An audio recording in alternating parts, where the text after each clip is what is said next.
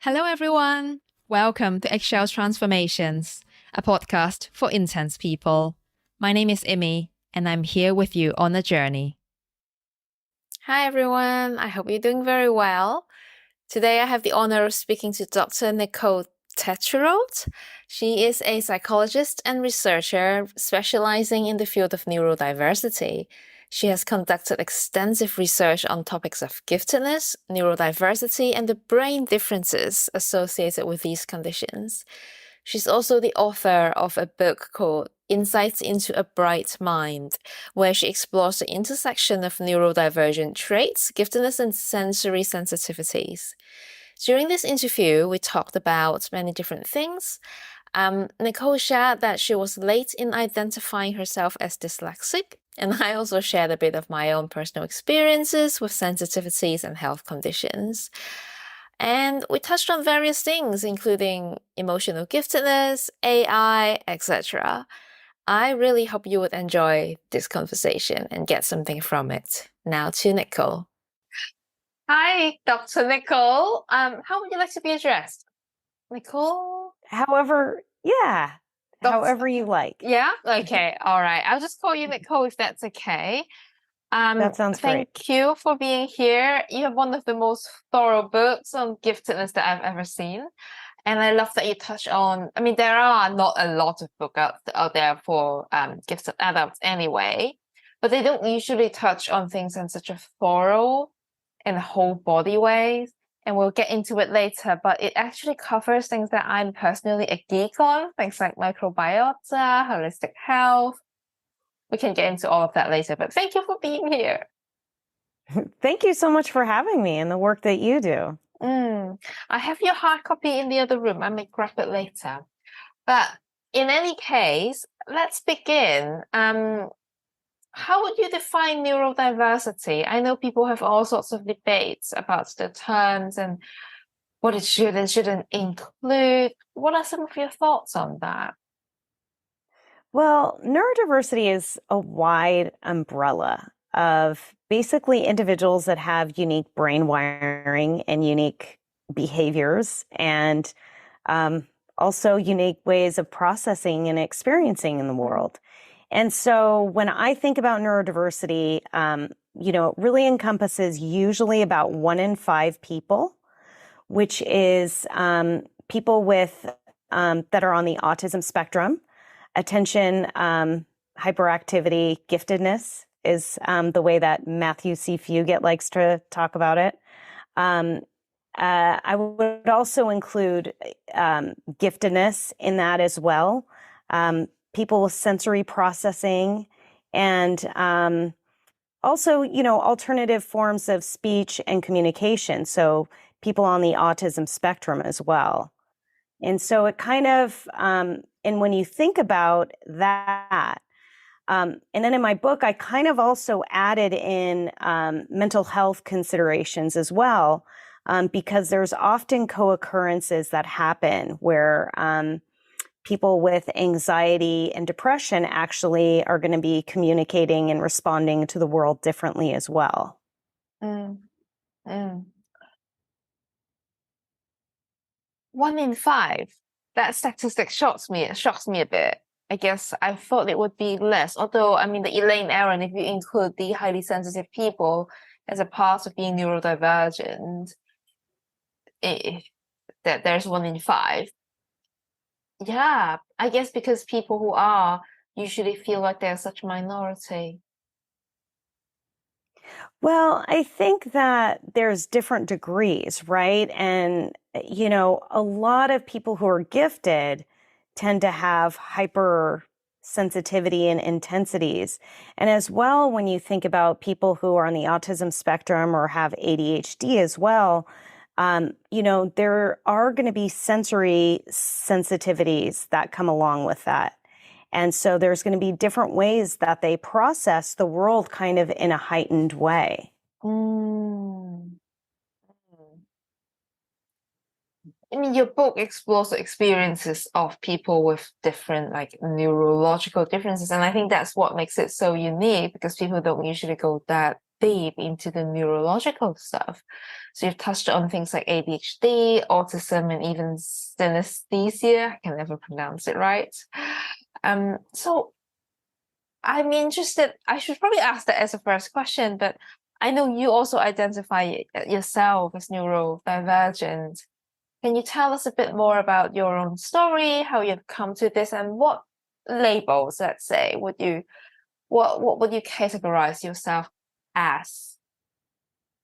Yeah, that's a great question. So for me, I was really late to my identification. And actually, I didn't include dyslexia and dysgraphia in the umbrella I was talking about What is earlier. dysgraphia? Dysgraphia is people who have challenge with writing. And so that's, or production of writing. So it may not just be a motor function, but it could be a processing function in their brain where getting words onto paper becomes challenging. So similar to somebody who has trouble speaking. And so there could be varying degrees. And dyslexia is really, it's a kind of a wide range that involves, differences in reading and comprehension and letter decoding. And so for me, I wasn't identified being dyslexic until I was in college. I took a organic chemistry class. I wanted to be an organic chemist, actually, and design medications because my mother had Parkinson's disease. And I was tutoring people. I knew the stuff, and I got to this exam, and by the time we got to the end of the exam, I didn't finish the last problem. And I got my exam back. I was devastated. I think I got like a 53. And I went to the professor and I'm like, what's happened? I knew all this information. I couldn't finish the exam. And he said, oh, no big deal. The class average, I think, was like a 50. He's like, so you passed. And I said, no, but something's wrong. So then I went to the student services at UC Davis, and they recommended that I get tested. And then I was tested, and I had, which was not known to me at the time, I had some areas in the 99th percentile. And then I also had discrepancies of being in the 40th percentile for visual processing. And so they only told me that I was dyslexic. I didn't know I was gifted at the time. But I had overcompensated my whole life. And so finally I was able to have notes where I had recordings, and I had alternative forms I had a spelling ace with me at the time. We didn't really, because a lot of the exams were still handwritten. And so I learned a little bit about the accommodations. And when I was applying to graduate school, that was kind of one of my stories within a story was, well, there's this discrepancy you see in my grades earlier on because I was not identified and getting the appropriate accommodations and services. What was it lonely? I mean, did you have anyone in your life who also shared similar experience, or were you the first one, really? I felt really isolated, and I think that aside from that, when I kind of start to break it out even more, I had always been a kid that, I wore uniforms at school, and the tags would irritate me. Yes. Somebody oh my who God, would I be, understand that. yeah, right.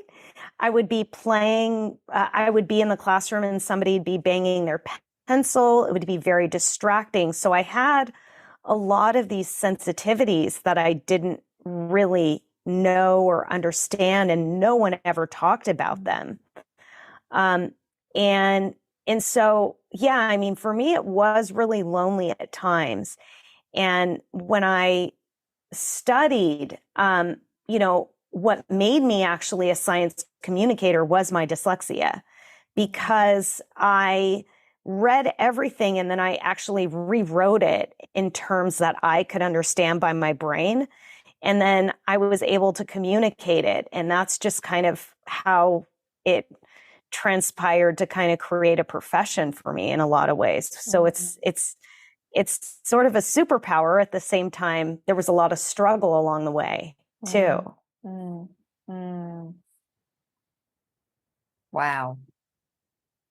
And you were saying you could resonate with like tags and sensitivity. Not just that, I really all my life had misophonia, food sensitivities, allergies, migraines, you name it, all the things you covered in your book. That's and I guess I've heard that. I mean, thank you for asking. So I'm personally very into things like functional medicine because in my attempts to find answers for my own difficulties with things like headache, sound sensitivity, I've tried everything. I've tried all the diets in the world, like vegan, paleo, keto diets. I've done all of it. Functional medicine doctors, tapping, supplements, mountains of it. I know all about it. Microbiome, probiotics. And I really find your literature, your book on topics such as allergies, gut-brain connections, and giftedness really refreshing. So can you say a bit more about it, actually? Dig a bit deeper into the unique wiring or the nervous system. I think most people wouldn't even have thought that gifted people are more likely to have allergies. Like, I just don't think people think they are related, general public anyway. And yet, at least anecdotally, I don't know if there are research backing it up, there probably is. At least anecdotally, it is so common. So can you tell us more about, like, are they wired differently? What's happening in their brain? Yeah, so that's a really great question. So when I started this investigation, I kind of came in through the lens with looking at neurodiversity, and in the first area I looked at was in autism. And in autism, there was a lot of co-occurrences of allergies, alterations in the gut microbiome. Yeah. And that was sort of a little bit of a window to say, hey, something could be going on metabolically in different people with different brain wiring. And then I started investigating literature in ADHD, and there were similarities of increased allergies. And then I'm not sure if you're familiar with James T. Webb. Yes. He was the founder of Social Emotional Needs for Gifted. And he had done a SANG study where they had done a questionnaire looking at increased in allergies in especially to environment and food. And they found preliminary studies showing that increase in the population. Then Ruth Karpinski and Audrey Kolb, they did a study with Menson's, and they found the same thing, that there was an increase in allergies, autoimmune disease, and also food sensitivities. And so that's kind of been a long-standing kind of window into that with questionnaires that people have found. And then more recently, looking at research in the studies, we find that, people who have these hypersensitive nervous systems are going to have a hypersensitive gut system that's going to kind of match that physiology. And, it's not completely clear environmentally what's happening with the environment, if epigenetic factors are happening along the way that are changing genes where people become more sensitive over time. But it's been a common theme where often, Jim would talk about in a subset of his clients that they would have a thing called reactive hypoglycemia. Yes. Where basically, so you're familiar with that. I have it. Yes. I am a very... So you could talk about for you. Yeah. So what was it like? 10 times a day. Yeah. I think it's it one of the biggest cause of my migraines, and I didn't figure it out until last year. It is related, and also for me, it's very personal. When I hope my audience don't take any of these as medical advice. It's really, I'm not qualified. I'm just talking about my personal experience. My numbers don't actually go so low, but I had all the symptoms of hypo. It's weird. Yeah. So you just have that crash.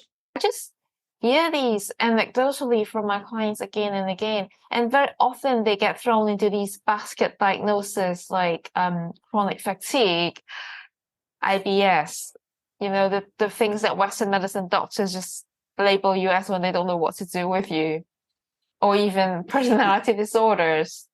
It's very common, very sad, and that's why I think it's very valuable if you can eliminate on the idea of whether or not there's actually something going on in the brain that makes them react to the world slightly differently. I mean, if we have the resources one day to do more research, I would even be curious about, like, do we need to interpret these people's blood work differently? Is everything just actually different? Do they have a different set of metric rather than the normal? Because, the American normal, let's say, is just drawing the normal of the general population, which may not apply when you're wired differently. Yeah, you raise such an incredible, important point in the sense that for standard medications, they're for a 175-pound, 6-foot man. Usually is how medications have been designed in our society. And our physiology is really different. Each individual's physiology, how they respond to medication, based on how their gut is going to be processing nutrients, how they can uptake the nutrients, and then on top of it, how well does that delivery system cross the blood-brain barrier, for example. And coming back, I just want to back up with reactive hypoglycemia. There's often a misdiagnosis of, oppositional defiant disorder, or you get pinned in to being a difficult child because basically they're having a tantrum because all of a sudden physiologically all the dopamine has been flooded out of their system, and then on top of it all the glucose, they've used so much energy in their brain that they're having difficulty being able to even concentrate, and so they need to be able to have a quick reboot to have the nutrients back in their brain. And that's something people don't totally understand.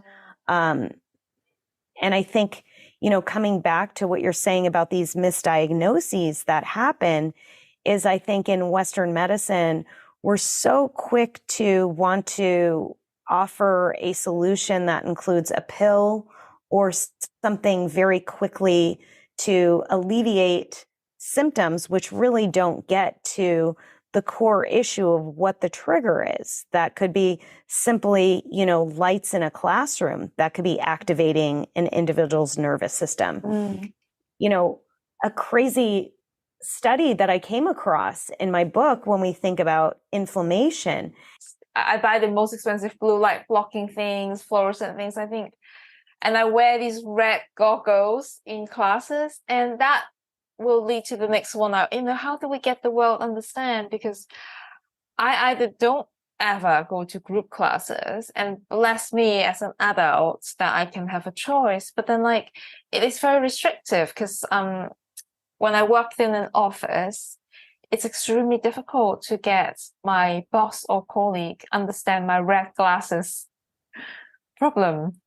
So that's part of the thing, which is the social aspect when these struggles can be so invisible. Yeah. And I think it has to do with education, and allowing for diversity, equity, and inclusion for neurodiverse people. And to not have it be seen as something that's wrong or bad or, being pigeonholed as being difficult or different, but being seen as, oh, this is the spectrum and the range of human beings. And, oh, we have a colleague who's wearing glasses that are filtering out lights that are inflammatory to their nervous system. And now they can have like a cohesive conversation with me, and, I could say cool glasses. And so it has to do with really shifting our dialogue and our communication about it, and really accepting people and allowing people to be who they are, rather than pigeonholing and saying you have to fit in this box, because a lot of neurodiverse people need alternative forms of communication, production, work scenarios. The biggest thing in a work setting and in a school setting is safety, right? I mean, when you think about Maslow's hierarchy, the first thing is safety. Yes. And if a person doesn't feel safe in their environment, they're going to be operating off the stress response, and they're not going to be in a position,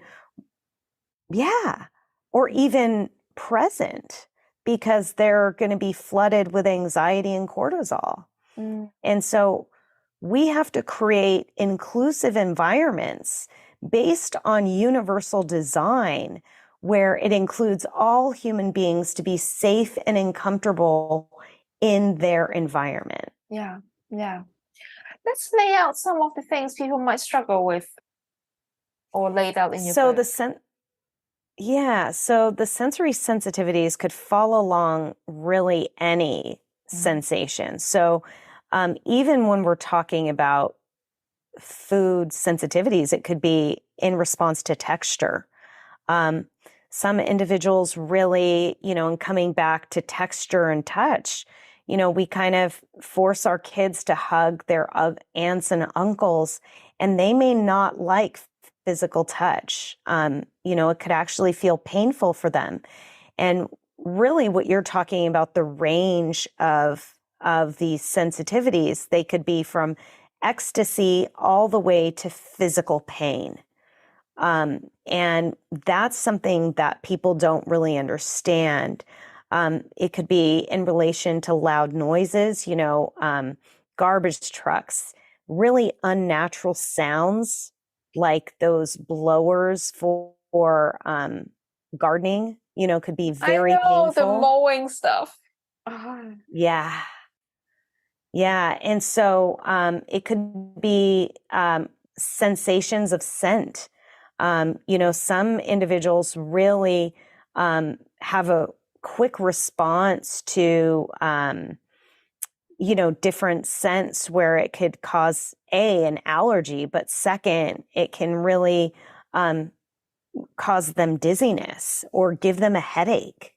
And so when we think about all these different elements that people could struggle with, and then also for visual, people can see prints, where print on a piece of paper can cause them to have dizziness and a migraine, for example. Yeah. So it's there's really a lot. When even people the closest to them misunderstand them, like in the examples you gave, like the parents might think they're just trying to be intentionally difficult, or the partners like, oh, it's so inconvenient to go to a restaurant with you. I remember finding it really hard to find places to go on dates. It's everywhere. Like, I just don't enjoy talking in a noisy cafe.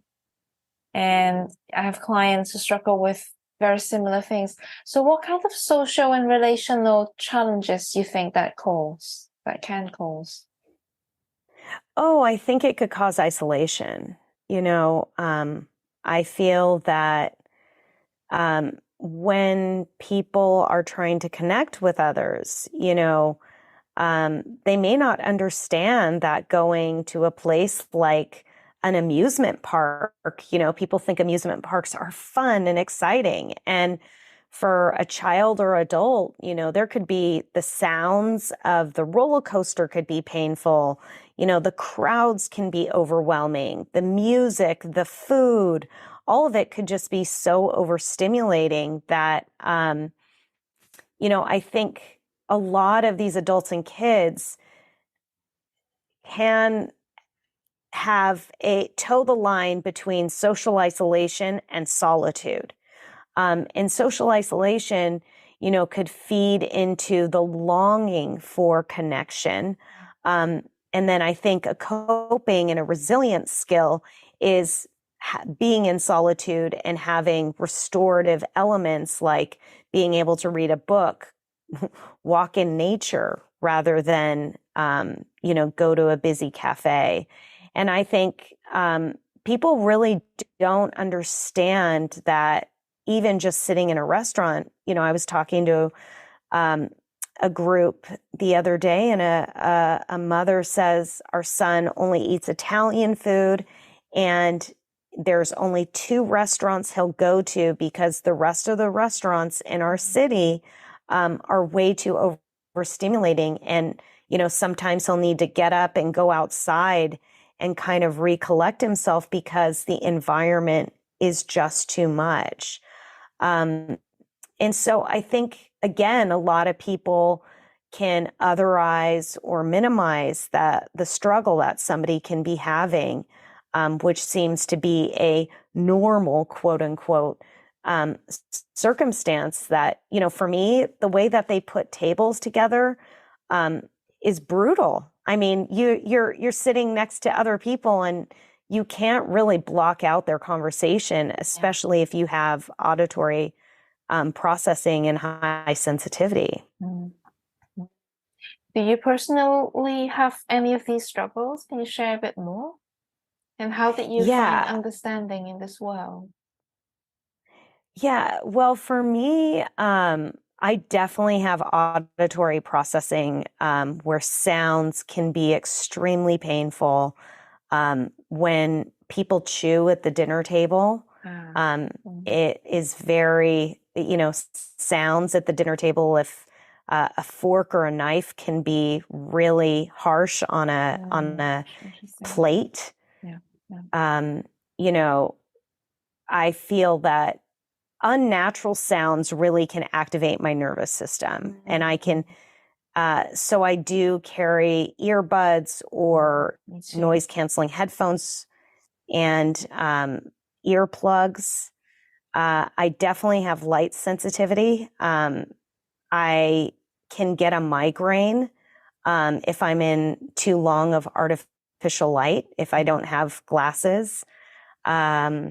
So yeah, I mean, I think it's the whole gamut. Certain fabrics feel like, like they could feel like burlap on my skin. Yeah. So I have to be very cognizant. I always wear my clothes inside out. Oh, wow. Yeah. So you don't feel the seams. Yeah. The seams really get to me. Wow. Yeah. I don't even care what people think these days. I think it's a very good stoic practice of trying to just not care so much about what the world thinks. So I just wear what I want and wear my red glasses, just used to it now. Yeah. And at the same time, you're able to navigate through the world and enjoy it, which I mean, I think is, enjoy it more than being under, attack and feeling not safe. Yeah, I think I feel when I think about my school years in kindergarten even was hell.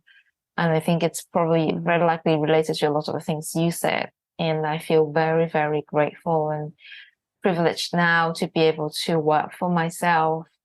At the same time, I work hard for it and it's the only thing I could do. And I think that's what a lot of people ask. I mean, let's talk about giftedness and this word that we started in the beginning before we jumped onto the recording. This is like a dirty word, this word gifted. And in your book, you also mentioned something called hyperbrain. Can you talk a bit more about your perception? What do you see in people, their relationship to this word? And what's a hyperbrain? Yeah.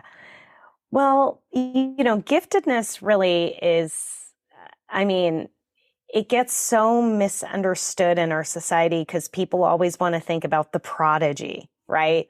Oh, I know someone who's gifted. That's, or they think about somebody with academic success, and they misunderstand that gifted really is a spectrum of the human existence that, can range from emotional giftedness, and that it really is asynchrony in development in a lot of ways, that you're going to have these great brain developments and expansions for processing information in a way. And at the same time, it could also be overstimulating and overwhelming. And really, Ruth Karpinski kind of came up with the idea of this hyperbrain, hyperbody when she did, and she brought it really from the autism movement in a lot of ways, from when she did the study in Menson's. And what really looking into that, aside from what we know from the physiological brain differences, for example, there's 11 that I talk about in my book, ranging from increased flow, increased area expansions, greater, communication across brain regions, so on and so forth. But when she's really talking about the hyperbrain, hyperbody, is the connection between what we're seeing in not just the brain anatomy, but also the physiology, where we're seeing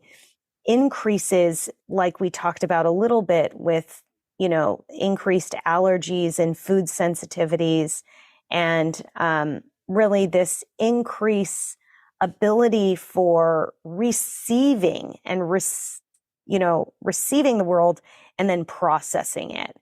And when you're receiving the world in this heightened ability, it can be a really overstimulating world. And so that's kind of what she was really looking into. And then also finding the co-occurrences for mental health conditions related to it, with the increase in anxiety and depression and OCD that could come along with it. Hyperbrain it's coming from a book called, you mentioned it earlier. Hyperbrain, hyperbody is coming from the original article from the study done by Ruth Karpinski. And I could send you it. And yes, I'll put it in the notes. Yeah. And then you could also look at it, and it talks about the study that she did with Menson's. Menson's. Both you and I in our work talk about something called emotional giftedness. How would you define it? Because it's, again, not something that is in a lot of official literatures.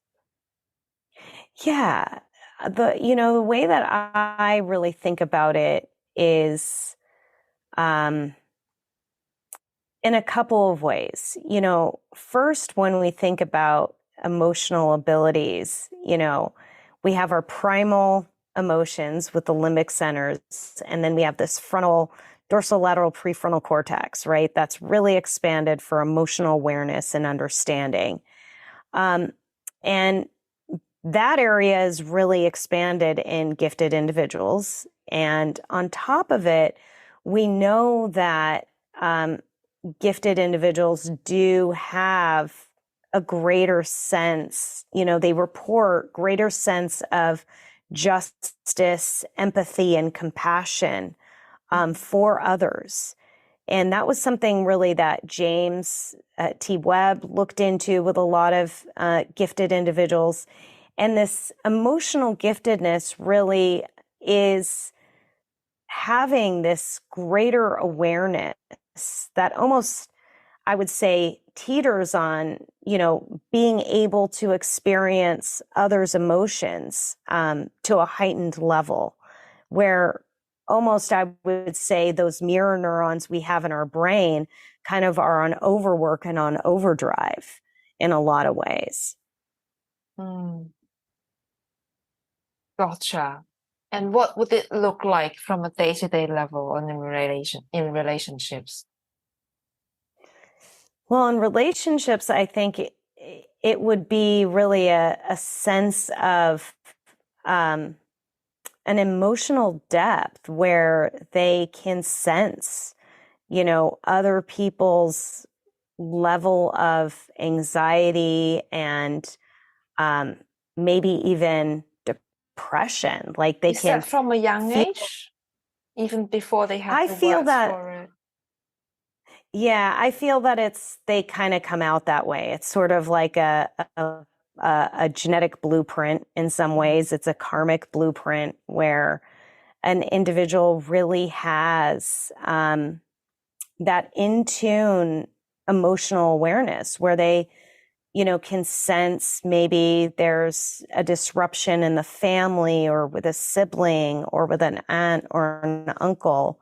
They can, as an adult, see in their children or their spouse really being able to understand others' emotions. And at the same time, I think that, the big thing is teaching these individuals how to communicate about their emotions and really teach them self-compassion and ways to care for themselves. Because I think feeling, I think in some ways it's like they almost are feeling other people's energies and they can pick them up. And it could kind of get a little confusing. They can take on other people's, emotional settings as their own. And so they have to kind of be able to learn that awareness that there's this undercurrent of emotional currency happening across all beings, and that, they kind of need to contain themselves in some ways. Yeah, and I would suspect that would give them a very unique family role, either conscious or not, from the get-go. Yeah. I would say they're the wise soul, maybe. They're the ones that are the peacekeepers. They're the ones that are the caretakers. They would probably have the most empathy, even for somebody who may have treated them a little rotten. Yeah. Yeah. I think they are more prone to things like codependency and parentification. And people who follow my work and the podcast would probably not be unfamiliar with these subjects, but it's still worth repeating. It's not your fault.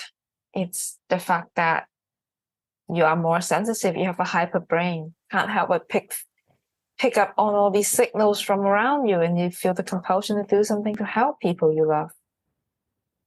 Yeah. And I think that's a really important thing you're pointing out, is that, and that's why I really love, the Buddhist compassion practice, in the sense that it's compassion for others and yourself, but also it's compassion in the sense of skillful means. So you're really choosing the right action rather than what you think, and one way that I think working with individuals, because, Jack Kornfield talks about this, it could be idiot compassion, right? Where you're not actually doing something that's relieving suffering for yourself or the other being. And, one thing that I really start to practice for myself in making decisions and in helping others and helping myself is this coming from a love-based emotion or a fear-based emotion? Oh, very good. Yeah. And when I can align the love-based emotion, it's fluid. But if I'm doing something out of guilt or out of fear, then that's not going to be the most compassionate action. Yes. Yes. I like that. And then you have a quick question you can immediately ask yourself: is this love-based or fear-based? That kind of whacks you out of a zone. Yeah. Mm. Any other suggestions or ideas or words of affirmations that you can give to people who find themselves very emotionally porous, lacking in boundaries, picking up from the energies from everyone around? How do you help them? Yeah, I mean, I think it would be for them to really begin to pay attention and tune into their awareness of, in some ways, become a little bit curious how they feel around certain people, and inquire, does this person, each time I'm around them, are they pushing me in my boundaries? Are they respecting me? And asking those kind of questions, I think are really important. And at the same time, one thing that I practice is sometimes you have to say no. And saying no to somebody else is actually saying yes to yourself. And really finding ways, holistic ways to nurture yourself. If you feel depleted and you need solitude and alone time, trust yourself that you need that. You don't have to, go out to a party or a dinner. If you need to rest and take care of yourself, there's nothing wrong with it.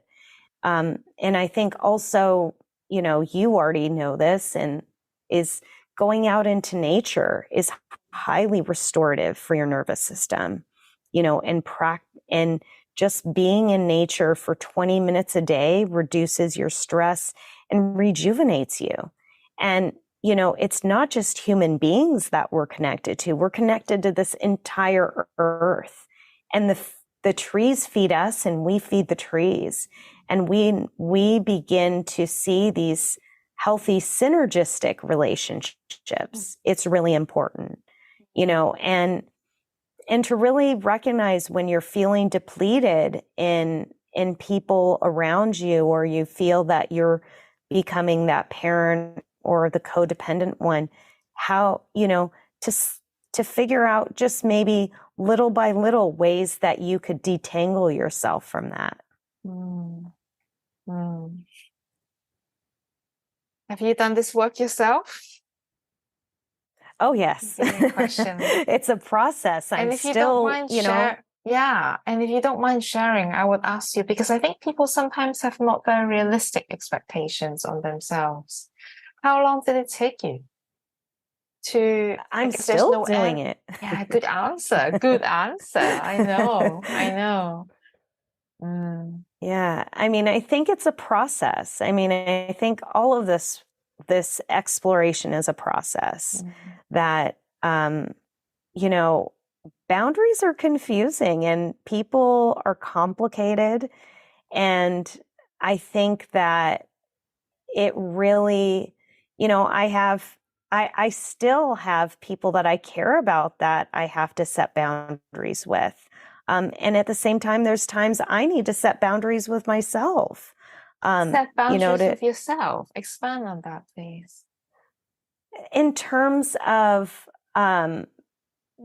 maybe not overworking or overcommitting myself, or trying to be everything to everybody, that coming back to saying no, and trusting myself when I get an intuition that things don't feel right.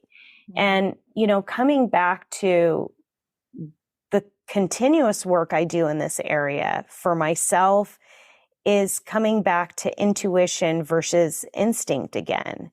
Is that when am I operating from intuition that, in the core, I know I'm using my higher thinking and something doesn't feel right, versus, rushing in and feeling that I need to go fix or change something for someone else. Good tips. Thank you so much. Yeah, but it's a process, I mean, have you worked a lot on this for yourself? 10 years in weekly coaching, therapy, books. Absolutely, absolutely. And I think it's really important to not think that you've gone back to ground zero when you have a lapse. Just adopt a growth mindset rather than a fixed mindset. It's hard. It's easier said than done. But every time I have a bit of a setback, I say to myself, I'll like come back stronger than my setback. At the same time, just go really, really gentle. And things like trauma with parents, with peers, I think these are journey of a lifetime. Yeah. So we need to be really soft and gentle with ourselves, I believe. It's really beautiful. Thank you. Well, I mean, time flies. So I think I want to move on to finding more help for people. You did mention in your work that hyperbrain people have a greater capacity for creativity, innovation, which doesn't surprise me given all the hyperconnectedness in their brains. How do they harness that? Because very often people are so burdened by the internalized shame and being told that they're too much all their life, which really holds them back. Internalized shame can hold them back. Exactly what you're saying. And I think it's really reprogramming the brain and rewiring it and allowing them, an individual who's really creative, I mean, I was lucky to grow up in a household where my dad told me to do what I loved and the rest will follow. So I had a privilege. I mean, that's a really big privilege to have that. And a lot of people don't. And I think that I'm telling you to do what you love and the rest will follow, and I know it's words, but the truth is that when we are really using that natural creativity, the world needs it. We have an economy that's built on creativity, and there's a lot of money to be made for creative people and in pursuits and innovation. And that's really what makes it. And so even if you're a person that has to work and you're working a 9-to-5 job, give yourself the opportunity to practice your creative pursuit for 20 minutes a day. Just 20 minutes a day that you get to give yourself for something that you love to do. Little by little, the doorways of how you can incorporate that in your everyday life, where it could be your, way of life, it will happen. And it really comes with practicing and having the faith and also being okay that things may take time. Yeah. Thank you. I have one question on that might sound very silly. How do you know if you love something? Well, I mean, I think the thing is with creative people and gifted people, they love a lot of things. So I think it's really the thing that brings you joy that, when you think about, one thing or two things that you could be doing, it just lights you up. And when you're in it, you get that natural dopamine and flow state happening for you. Yeah. I think people can become so disconnected from themselves that these are things they need to relearn. Yeah, and give themselves permission to explore. Yeah. Yeah. Do you think it's particularly important for gifted people to find a sense of purpose and meaning in their lives? Well, for all people, it is. Rush University showed that the number one key for longevity in life is connection, purpose, and meaning. And when people have purpose, they live longer and so for a gifted individual, I think the struggle that I often hear is that they know something is inside of them. They just haven't had the avenue to do it. And that's why I'm saying go ahead and just try, because when you have that purpose and meaning, it trumps everything else. Thank you. That's beautiful. Just taking a pause, and I think we're coming to the end of our chat. What is your current passion, meaning, and flow then, if you don't mind sharing with us, Nicole? Yeah. Right now, I love chanting. So I chant every day. And is there a particular school or approach that you're doing it with? Yeah. And so I do Vedic chanting, and I really, I find it to be a beautiful meditative connection. Nice. And yeah. How about you? I don't know. I'm always interested in multiple things.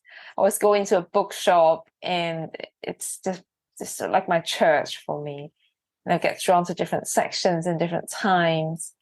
Right at the moment, not entirely sure. I'll think about it and come back to you. But there are ongoing themes like, food and city lives. Yeah. I like exploring cities, paint and art, and You named a lot. I know. So I know. I mean, I have been a bit freaked out by the whole AI thing lately, about how much it can do and how much it would change the world. And so I've been looking quite a lot into it. Yeah, it's very interesting.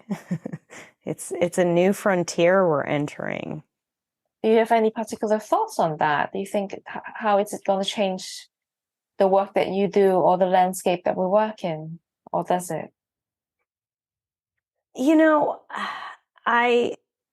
I feel that it's as everything in moderation, right? I think that there could be a lot of. I'm not sure American culture is very good at that.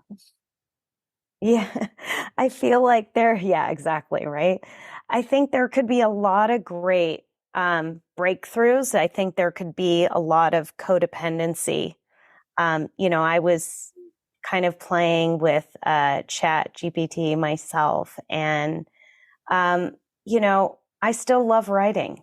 so for me, I see how it can help generate ideas that maybe you can be working with, but I also I feel that there's an element that humans still need to. I think it could help with creative pursuits, but I also think that individual creativity is a beautiful exploration as well. I absolutely agree.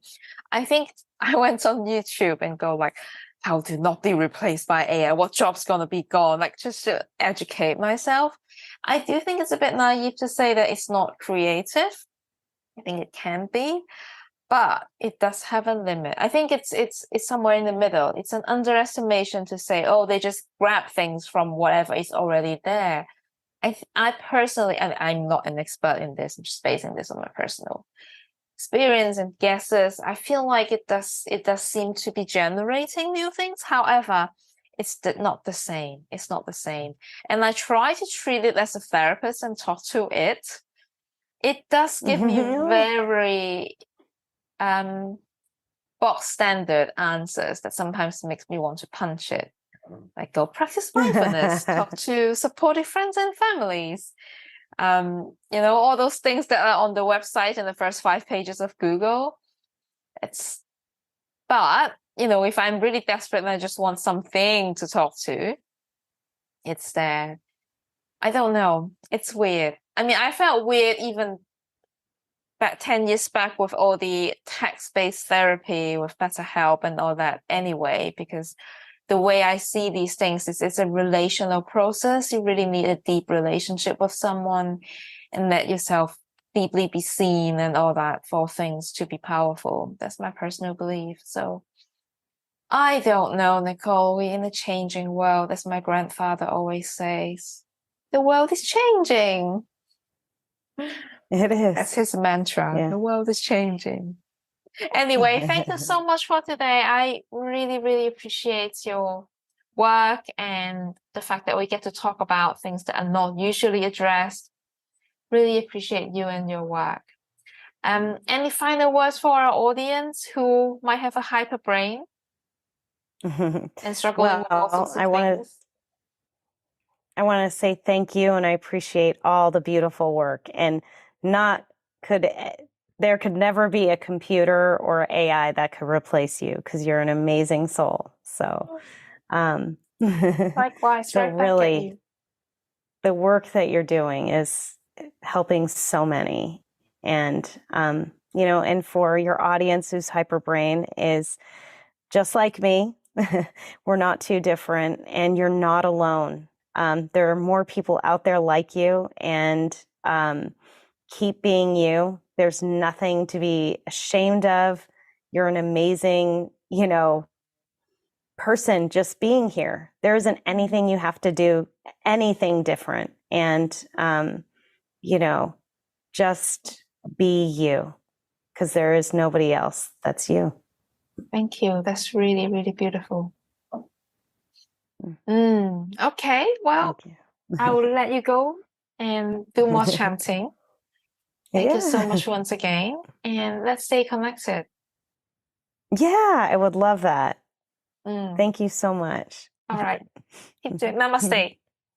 Namaste. Bye. Bye for Bye-bye. now. Hey, thank you so much for tuning in. For more, please head to eggshelltherapy.com.